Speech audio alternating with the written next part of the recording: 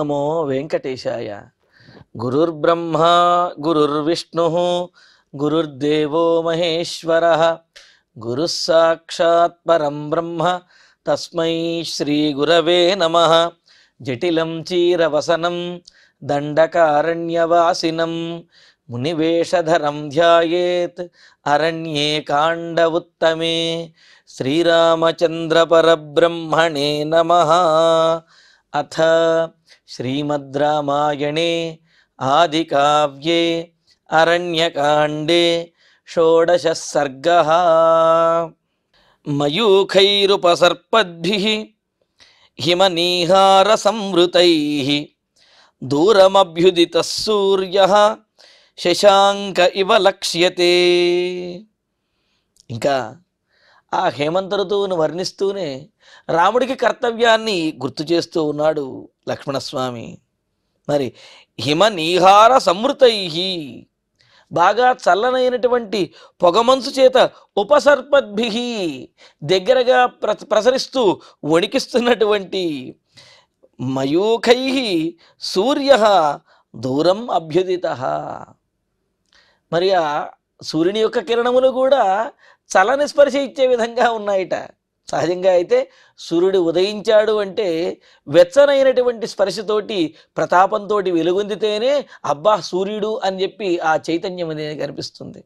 కానీ సూర్యుడు ఉదయించిన తర్వాత కూడా చల్లనైనటువంటి కిరణములు ఇంకా మంచు యొక్క బాధ ఉన్నది అంటే మరి సూర్యుని యొక్క ప్రతాపం చూపిస్తున్నట్లా కాదు కదా.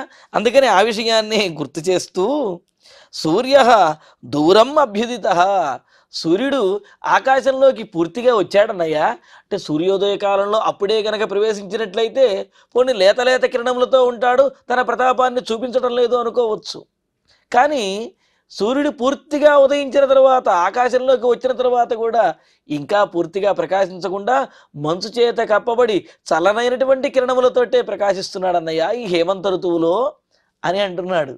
మరి దీని ద్వారా ఏం తెలియజేస్తున్నాడు అంటే, రామచంద్ర నీవు ఈ అడవిలో ప్రవేశించకముందు ఇక్కడ రాక్షసుల యొక్క బాధ అనేది ఎక్కువగా ఉన్నది. సరే ప్రవేశించేటటువంటి సందర్భంలో అంటావా, అప్పుడే ప్రవేశించావు కావున ఆ ప్రతాపాన్ని ఇక్కడ పూర్తి విషయములు వ్యవహారము పూర్తిగా తెలుసుకోలేకపోవడం ద్వారా ప్రతాపాన్ని చూపించి ఉండకపోవచ్చును. కానీ అరణ్యంలోకి ప్రవేశించి పూర్తిగా లోపలికి వచ్చి చాలా కాలమైన తర్వాత కూడా నీ ప్రతాపాన్ని ఇంకా నీవు చూపించడం లేదు. ఏ విధంగా అయితే సూర్యుడు పూర్తిగా ఉదయించి నడినెత్తికి వచ్చిన తర్వాత కూడా ఈ హేమంత కాలంలో తన ప్రతాపాన్ని చూపించకుండా ఉంటున్నాడో అదేవిధంగా నీవు కూడా దండకారణ్యంలోకి వచ్చి చాలా కాలమైనప్పటికీ కూడా నీ ప్రతాపాన్ని రాక్షసుల మీద చూపించి వారిని సంహరించడం ఇంకా చెయ్యటం లేదే అన్నయ్య అన్నట్లుగా ఇక్కడ కేవలము మంచు సూర్యుడు అనే విషయాన్ని మాత్రమే చెప్పినప్పటికీ, అంటే మంచు చేత కప్పబడినటువంటి సూర్యుడు తన ప్రతాపాన్ని చూపించడం లేదు పూర్తిగా ఆకాశంలో ఉదయించిన తర్వాత కూడా అనే విషయాన్ని చెబుతూనే దండకారణ్యంలోకి పూర్తిగా ప్రవేశించి చాలా కాలమైన తర్వాత కూడా ఇంకా రాక్షసుల మీద నీ ప్రతాపాన్ని నీవు చూపించడం లేదేమన్నయ్యా అనే విషయాన్ని లక్ష్మణస్వామి గుర్తు చేస్తున్నట్లుగా ఉన్నాడు. అంటే ఏమిటి, ఇప్పటికీ నీవు మెత్తని వాడి వలె సూర్యుడు కనుక చల్లనైనటువంటి కిరణములు కలిగిన వాడిలాగా స్పర్శ ఇస్తున్నట్లు, ప్రతాపవంతుడైనటువంటి సూర్యుడు చల్లనైనటువంటి కిరణాలు ప్రసరిస్తున్నట్లుగా పరాక్రమవంతుడైనటువంటి నీవు ఇంకా మెత్తగానే ఉండి రాక్షసులను వధించడం ప్రారంభించలేదు అని ప్రశ్నించినట్లుగా లక్ష్మణుడు ఆ హేమంత ఋతువుని హిమమును సూర్యుని యొక్క ఆ కిరణములను వర్ణిస్తూ కర్తవ్య బోధ చేస్తున్నట్టుగా గుర్తు చేస్తున్నట్లుగా మాట్లాడుతూ ఉన్నాడు. అగ్రాహ్య వీర్య పూర్వాహ్నే మధ్యాహ్నే స్పర్శతః సుఖః సంరక్తః కించిదాపాండుః ఆతపః శోభతే క్షితౌ. ఆతపః ఎండ అనేది పూర్వాహ్నే అగ్రాహ్య వీర్య. పూర్వాహ్నం అంటే ఉదయం, మధ్యాహ్నానికంటే పూర్వం పూర్వాహ్నము అని అంటాం.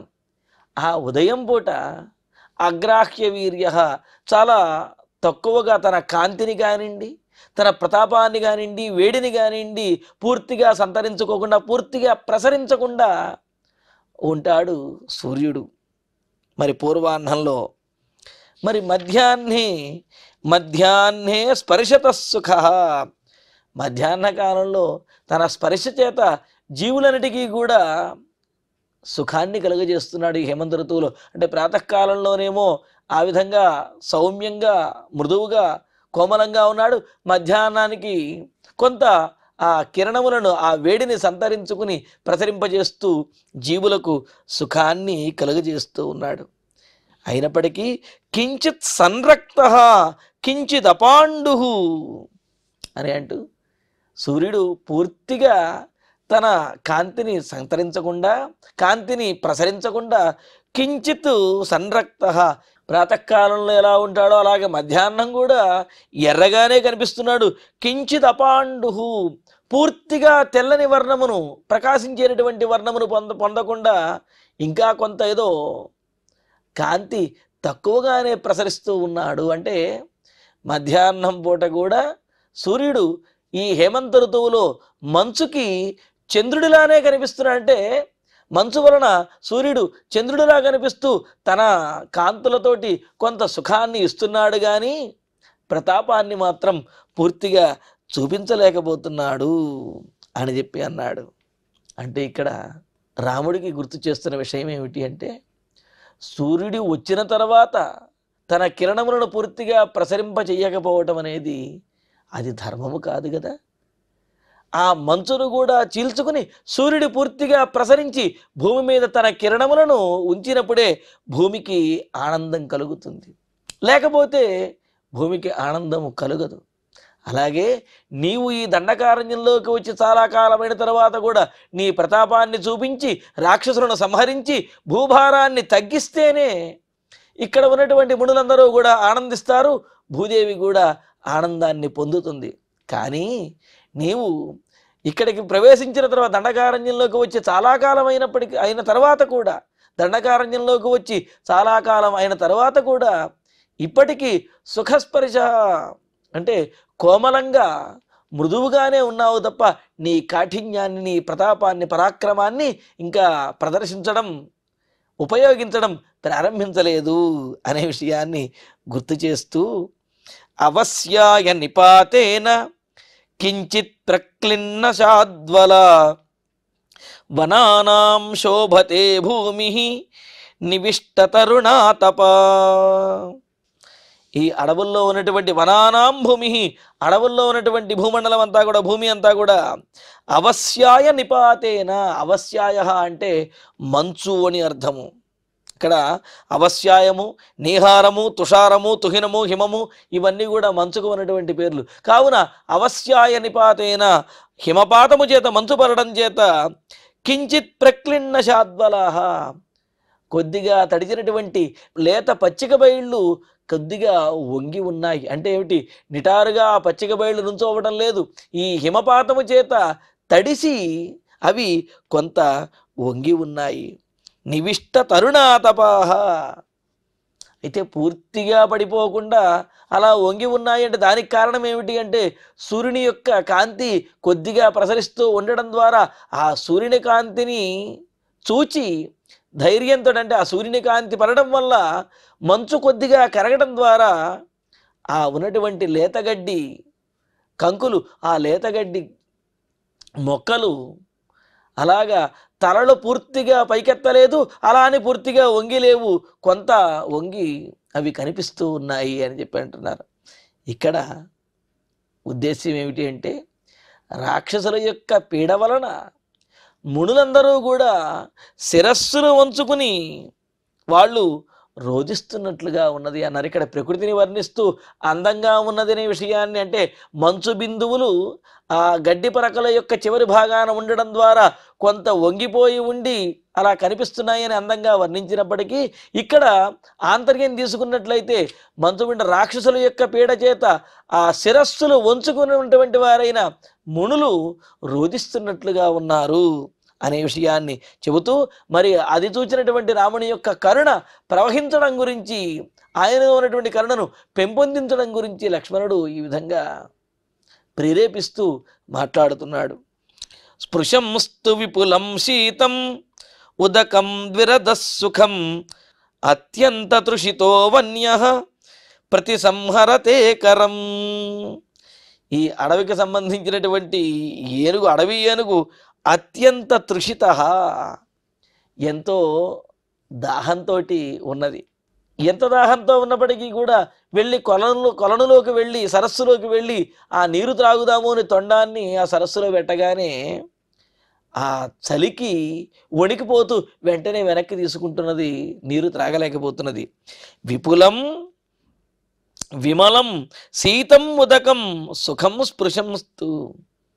ఆ జలమును సుఖముగా స్పర్శిస్తున్నది కానీ చల్లగా ఉన్నదేని స్పర్శ చేయగలుగుతున్నది తప్ప దాన్ని తాగటానికి మాత్రం ధైర్యం చేయలేకపోతున్నది. కరం ప్రతిసంహరతే, ఆ నీటిని తాగగానే తాకిన వెంటనే తాగలేక ఆ నీటి యొక్క స్పర్శ చేత కొంత చల్లదనానికి వణుకు కలిగినటువంటిది వెంటనే తన తొండాన్ని వెనక్కి తీసుకుంటూ ఉన్నది ఆ అడవి ఏనుగు. మరి అలాగా ఇక్కడ అంటే ఈ మంచు కాలంలో ఏనుగులు కొలను వద్ద ఏ విధంగా ఉంటాయనే విషయాన్ని చెబుతూనే లక్ష్మణుడు ఇంద్రుని యొక్క స్థితిని తెలియజేస్తూ ఉన్నాడు. ఇంద్రుడు స్వర్గభోగాలు సుఖ సౌఖ్యాలు అనుభవించడానికి అవకాశం ఉన్నప్పటికీ, అనుభవించాలని మనసు ఉన్నప్పటికీ ఆ సుఖములను అనుభవించడానికి ధైర్యము చాలక సుఖం అనుభవించాలి అని చెప్పి ఆనందంగా ఉండాలి అని ప్రయత్నించినప్పటికీ కూడా రావణాసురుడి చేత పీడించబడి మరలా ఆ సుఖములను పొందకుండా భయపడుతూనే జీవిస్తూ ఉన్నాడు అనమాట. ఏ విధంగా అయితే ఏనుగు నీరు త్రాగాలి ఉన్నప్పటికీ కూడా ఆ చలి వలన నీరు త్రాగలేకపోతున్నదో, అలాగే ఇంద్రుడు తన ఇంద్ర పదవిని ఆ స్వర్గ సుఖాలను అనుభవించాలని అనుభవించవలసినటువంటి అవకాశం ఉన్నప్పటికీ కూడా రావణాసురుని యొక్క పీడ వల్ల ఆ సుఖములను అనుభవించలేక భయపడుతూ జీవిస్తున్నాడు అనే విషయాన్ని చెబుతున్నాడు. ఏతే హి సముపాసీనాః విహగా జలచారిణః నవిగాహంతి సలిలం అప్రగల్భా ఇవాహవం. అంతేకాదు, మరి యుద్ధమోవు నుండి పారిపోయినటువంటి వారు, యుద్ధంలో ఎదుటి వారిని ఎదుర్కోవడానికి భయపడేవారు ఏ విధంగా అయితే దాక్కుని ఉండి కేవలం మాటలతో హడావిడి చేస్తూ అరుస్తూ ఉంటారో అలాగా ఇక్కడ పరిస్థితి ఉన్నది అని చెబుతూ, అప్రగల్భాః సామర్థ్యం లేనటువంటి వాటి వలె ఆహవమివ యుద్ధంలో చొరబడినట్లుగా, అంటే సామర్థ్యం లేకుండా యుద్ధంలో చొరబడినటువంటి వారు తప్పించుకుంటూ ఊరికినే కేకలు పెడుతూ ఏ విధంగా అయితే ఉంటారో అలాగా ఏతే జలచారిణః, ఇదిగో ఈ సరస్సులలో ఉన్నటువంటి జలచరములు ఏవైతే ఉన్నాయో పక్షులు మొదలైనటువంటివి, విహగాహ పక్షులు, జలం సముపాసీనాః జలం దగ్గరగా జలంలో ఉన్నప్పటికీ కూడా సలిలన్ నవిగాహంతి ఆ జలములో పూర్తిగా మునగటానికి అవి ధైర్యం చేయలేకపోతున్నాయి, ఆ చలికి భయపడుతూ ఉన్నాయి. అంటే జలములోకి ప్రవేశించినప్పటికీ, అంటే జలము దగ్గరగా ఉన్నప్పటికీ కూడా జలము లోపలికి ఏ విధంగా అయితే ప్రవేశించలేకుండా భయపడుతూ ఉన్నాయో అనే విషయాన్ని చెబుతాను. ఎందుకని మంచు చేత ఆ చలి చేత భయపడినటువంటివై ఆ పక్షులన్నీ కూడా ఆ విధంగా ఉన్నాయన్న దానికి ఉదాహరణ ఏం చెప్పారు? యుద్ధమునకు భయపడేటటువంటి భీరుడు అసమర్థుడు యుద్ధంలో ప్రవేశించి ఏ విధంగా అయితే అరుస్తూ దాక్కుంటూ భయపడుతూ ఉంటాడో అలాగా జలంలో ఉండవలసినటువంటి జలచరములు జలంలోకి పూర్తిగా దిగటానికి కూడా చలికి భయపడుతూ అవి జీవిస్తూ ఉన్నాయి అని చెప్పి అంటున్నారు.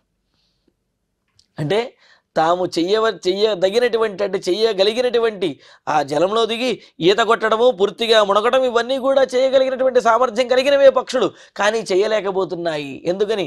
మంచు ప్రభావంతో చలి వల్ల అంటున్నారు. మరి దీని ద్వారా ఏం తెలియజేస్తున్నాడు లక్ష్మణస్వామి?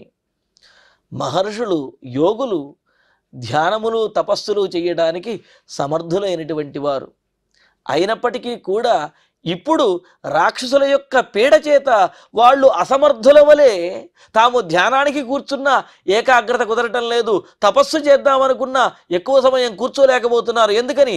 రాక్షసుల యొక్క పీడ వలన, రాక్షసుల యొక్క భయము చేత వారు చేయగలిగినటువంటి పనిని కూడా చెయ్యలేనటువంటి స్థితిలో ఉండి రక్షించే వారి కోసం ఎదురు చూస్తున్నారు అనే విషయాన్ని చెబుతూ, ఇంకా అవస్యాయ తమోనద్ధా నీహారతమసావృతాః ప్రసుప్తా ఇవ లక్ష్యంతే విపుష్పవనరాజయః.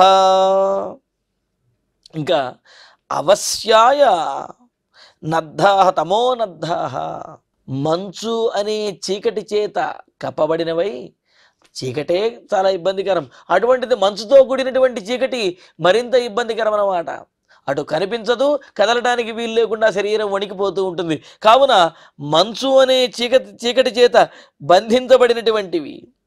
తేనావృతాః విపుష్పాః వనరాజయః.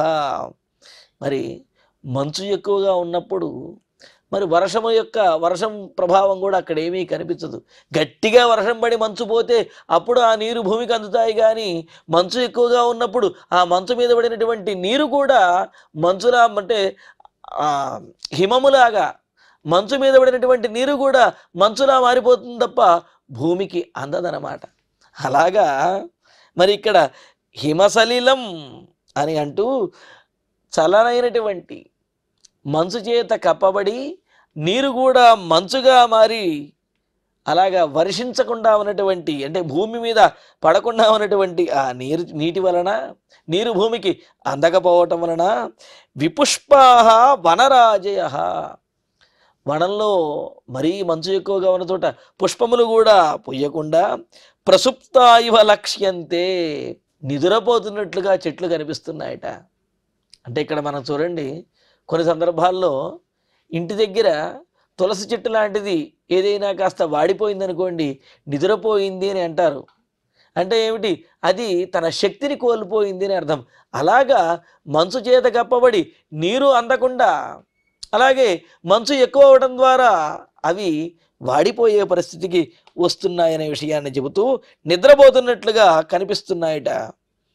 అలాగా మరి ఇక్కడ మహర్షుల యొక్క పరిస్థితిని కూడా చెబుతూ, తీవ్రమైనటువంటి భయం కలిగినప్పుడు, దీనత్వాన్ని పొందినప్పుడు బయటకు రాకుండా ఇంట్లోనే పడుకుని ముసుగు కప్పుకుని కూర్చుని ఏ విధంగా అయితే ఉంటారో, అదేవిధంగా రాక్షసుల యొక్క బాధ చేత భయపడుతున్నటువంటి మహర్షులందరూ కూడా తమ తమ కుటీరములు దాటి బయటకు రాకుండా ఆ లోపలే ఉండి భయపడుతూ ఉన్నారు. తమ కర్తవ్యములను చేయడానికి కూడా వాళ్ళు సాహసించడం లేదు. ఎందుకని?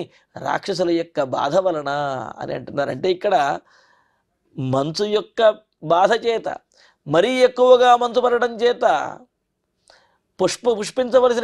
పుష్పించవలసినటువంటి పుష్పములను ఇవ్వకుండా నిద్రపోయినట్లుగా, అలా పడిపోయినట్లుగా ఏ విధంగా అయితే ఉన్నాయో, అదేవిధంగా రాక్షసుల యొక్క బాధ వలన కుటీరముల యందే మహర్షులందరూ కూడా కదలకుండా బయటికి రాకుండా చైతన్యాన్ని కోల్పోయిన వారిలాగా అలా ఉండిపోయారు. కావున వారిలో చైతన్యాన్ని కలిగించాలి అంటే రామచంద్ర, అది నీకే సాధ్యము, ఆ రాక్షస సంహారం చేసి తీరాలి అనే విషయాన్ని గుర్తు చేస్తూ, బాష్ప సంచన్న సలిలా వృత విజ్ఞేయ సారసాః హిమార్ద్రవాలుకైస్తీరైః సరితో భాంతి సాంప్రతం. ఇంకా ఈ హేమంత కాలంలో సాంప్రతం బాష్ప సంచన్న సలిలాః, ఆ మంచు చేత, పొగమంచు చేత ఆవరించబడినటువంటి నీళ్ళు ఋత విజ్ఞేయ సారసాః, అలాగే ఆ నీటిలో ఉన్నటువంటి బెగ్గురు పక్షులు మొదలైనటువంటివి సారస పక్షులు అంటుంటారు. అవన్నీ కూడా జంటలుగా నీటిలో తిరుగుతూ ఆనందిస్తూ ఉంటాయి. కానీ ఆ నీటి మీద ఈ మంచు కప్పి ఉండటం ద్వారా అక్కడ ఉన్నటువంటి పక్షులేవి కూడా తెలియటం లేదు. కేవలం అవి ఉన్న విషయం ఎలా తెలుస్తున్నది? అవి కూసేటటువంటి కూతల ద్వారా మాత్రమే అవి ఉన్న విషయం తెలుస్తున్నది తప్ప ఆ నది ఏమాత్రము కనిపించడం లేదు. అలాగా పొగమంచు చేత కప్పబడి హిమార్ద్ర వాలుకైః తీరైః భాంతి, మంచు చేత కప్పబడినటువంటి, మంచు చేత కొద్దిగా తడిసినటువంటి ఇసుక తిన్నెలతోటి ఆ నదీ తీరములు కనిపిస్తున్నాయి. కానీ పొగమంచు చేత ఆవరించబడినటువంటి నదులు మాత్రం కనిపించడం లేదు. మరి ఆ నదులలో అరుస్తున్నటువంటి పక్షుల యొక్క కోతలు వినిపిస్తున్నాయి, కానీ పక్షులు కనిపించడం లేదు అని అంటున్నారు. అలాగే ఇక్కడ అడవిలో కూడా వారి వారి కుటీరములలో ఉండి బయటకు వస్తే ఏ రాక్షసుల యొక్క బాధ కలుగుతుందో, ఏ రాక్షసులు చంపేస్తారో అన్న భయంతో ఉన్నటువంటి మునులు వారి వారి కుటీరముల నుండి పఠిస్తున్నటువంటి, వారి వారి కుటీరములలో చేస్తున్నటువంటి ఆ శబ్దములు ఏవైతే ఉన్నాయో అవి వినిపిస్తున్నాయి, కానీ వారు ధైర్యంగా బయటికి వచ్చి కనిపించలేకపోతున్నారు అనే విషయాన్ని తెలియజేస్తూ, తుషారపతనాచ్చైవ మృదుత్వాద్ భాస్కరస్య చ శైత్యాదగాగ్రస్థమపి ప్రాయేణ రసవజ్జలం. తుషారపతనాచ్చైవ, మరి ఈ విధంగా హేమంత ఋతువులో మంచు పడడం ద్వారా, భాస్కరస్య మృదుత్వాచ్చ, సూర్యుడు మృదువుగానే ఉండడం ద్వారా, ప్రతాపవంతుడైనటువంటి సూర్యుడు కూడా మృదువుగా తన కిరణములను ప్రసరించడం ద్వారా, శైత్యాత్, ఈ చలి వలన, అగాగ్రస్థమపి జలం, అగాగ్రస్థం, అగము అంటే పర్వతం అన్నమాట, ఆ పర్వతం మీద నిర్మశిలాతలం మీద ఉన్నటువంటి ఆ జలం ఏదైతే ఉన్నదో ఆ జలము కూడా రసవతు, విషములాగా అది కనిపిస్తూ ఉన్నది అన్నారు. అంటే ఏమిటి? ఆ సెలయేళ్ల నుంచి వచ్చేటటువంటి జలము ప్రవహించి తాగటానికి యోగ్యంగాను, జీవులు ఆస్వాదించడానికి యోగ్యంగా దాహం తీర్చే విధంగా ఉండాలి. కానీ ఇక్కడ సూర్యుని యొక్క ప్రతాపం లేకపోవడం ద్వారా, చలి ఎక్కువగా ఉండడం ద్వారా కొండల మీద నుంచి పడవలసినటువంటి నీరు కూడా అలా బిగుసుకుపోయి ఆ రాళ్ల మీదే ఆగిపోయింది. తద్వారా నీరు జీవులకు పూర్తిగా అందనటువంటి పరిస్థితి వచ్చినది అని అంటున్నాడు. అయితే ఇక్కడ ఈ విషయాన్ని ప్రకృతి సౌందర్య శోభగా కొంత అందంగా వర్ణిస్తూ, మరి అక్కడ జలపాతములు కూడా అలా బిగుసుకుపోయి కనిపిస్తున్నాయి అన్నట్లుగా చూపించినప్పటికీ కూడా లక్ష్మణుడి యొక్క ఆంతర్యం ఏమిటి అంటే, ఆయన చెప్పినటువంటి మాటలలో ఉన్న ఆంతర్యం ఏమిటి అంటే, సూర్యుడు వచ్చిన తర్వాత కూడా జలము ప్రవహించకపోవడంతో జీవులకు అందటం లేదు అని అంటే, నీవు ఈ అరణ్యంలోకి వచ్చిన తర్వాత కూడా నీ ప్రతాపాన్ని చూపించకపోవడంతో రాక్షసుల యొక్క బాధ వలన మహర్షులు వాళ్ళు బయట తిరగలేకపోతున్నారు, సవ్యంగా జీవించలేకపోతున్నారు. కావున వారిని ఉజ్జీవింప చేయవలసినటువంటి బాధ్యత, వారిలో చైతన్యాన్ని కలిగించి ధైర్యాన్ని తెచ్చి రక్షించవలసినటువంటి బాధ్యత నీదే. అంతే కదండి. మంచుని కరిగించగలిగినటువంటి వాడు సూర్యుడు మాత్రమే. ఈ మునులందరినీ రక్షించగలిగినటువంటి వాడివి నీవు మాత్రమే. కావున నీవు ఆ కర్తవ్యాన్ని నెరవేర్చు అనే విషయాన్ని గుర్తు చేస్తున్నట్లుగా మాట్లాడుతూ ఇంకా అంటున్నాడు, జరా జర్జరితై పద్మై శీర్ణకేసర కర్ణికై నాలశేషైర్హిమధ్వస్తై నభాంతి కమలాకరా. ఇంకా అంటున్నారు, జరా జర్జరితై శీర్ణకేసర కర్ణికై అని అంటూ, అంటే ముసలితనం చేత శిథిలంగా చేయబడినటువంటి కేసరములు కలిగినవి. ముసలితనము అంటే ఏం లేదు, ఈ పండ్లు లేకపోతే పుష్పములు బాగా పండిపోయిన తర్వాత అవి వాడిపోయే పరిస్థితికి వస్తాయి, వాటంతటవే రాలిపోతాయి కదా. అలాగే ఇక్కడ జరా జర్జరితై, చాలా కాలము ఉండడం ద్వారా శిథిలంగా చేయబడినటువంటివి. అలాగే శీర్ణ కేసర కర్ణికై, జీర్ణించుకుపోయినటువంటి ఆ కేసరములు, అదేవిధంగా ఆ ఆకులు కూడా కలిగినటువంటివి అయిన నాలశేషై, కాండములు మాత్రమే మిగిలి ఉన్నాయట.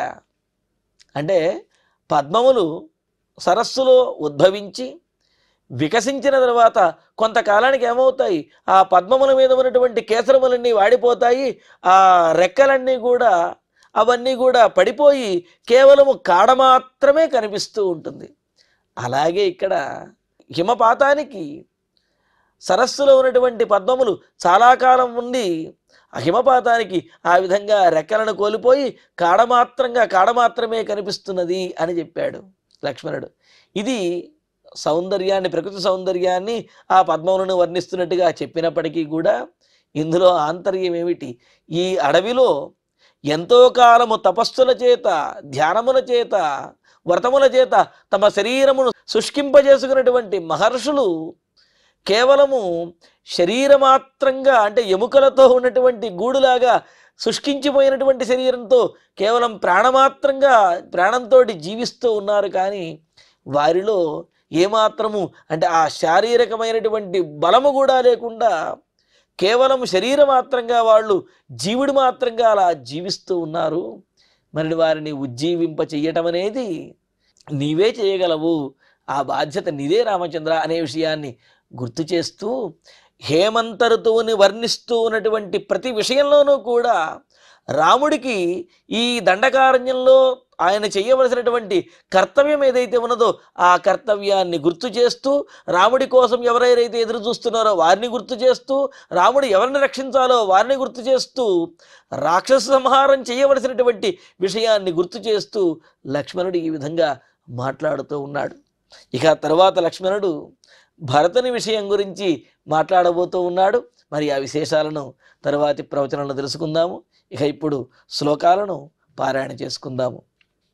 మయూఖైరుపసర్పద్భిః హిమనీహార సంవృతైః దూరమభ్యుదితః సూర్యః శశాంక ఇవ లక్ష్యతే అగ్రాహ్యవీర్యః పూర్వాహ్నే మధ్యాహ్నే స్పర్శతః సుఖః సంరక్తః కించిదాపాండుః ఆతపశోభతే క్షితౌ అవస్యాయ నిపాతేన కించిత్ ప్రక్లిన్న శాద్వలా వనానాం శోభతే భూమిః నివిష్టతరుణాతపా స్పృశంస్తు విపులం శీతం ఉదకం ద్విరదః సుఖం అత్యంతతృషితో వన్యః ప్రతిసంహరతే కరం ఏతే హి సముపాసీనా విహగా జలచారిణః నవిగాహంతి సలిలం